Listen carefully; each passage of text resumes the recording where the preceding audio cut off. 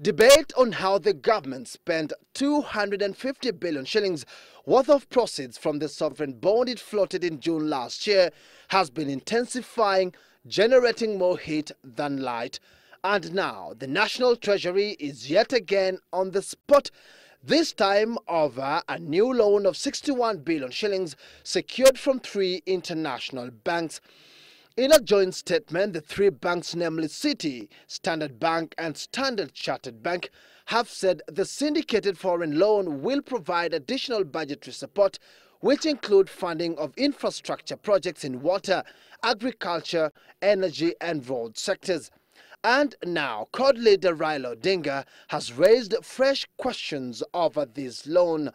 In a statement sent to newsrooms, Odinga termed the loan as a classic case of, quote, digging a hole to fill a hole, unquote, a view held by the chairman of the Senate's Committee on Budget and Finance, Mandera Senator Bello Kero. I think there's a crisis, and what the government is not telling Kenyans is that they are not borrowing all this money. Strictly speaking, they are not borrowing all this money for infrastructure development.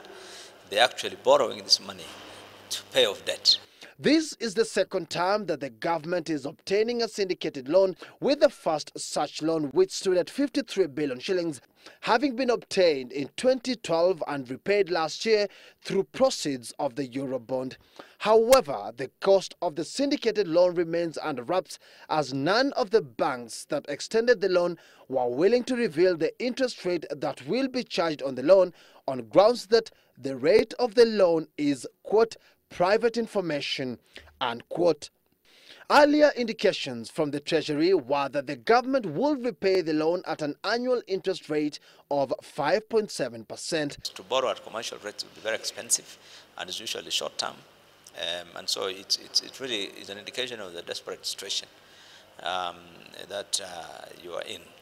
CORD leader Raila Odinga now wants the government to reveal the terms of the loan, the names of all institutions and individuals that were involved in procuring the loan, and a list of the projects that will benefit from the loan, raising new questions over the government's true financial position.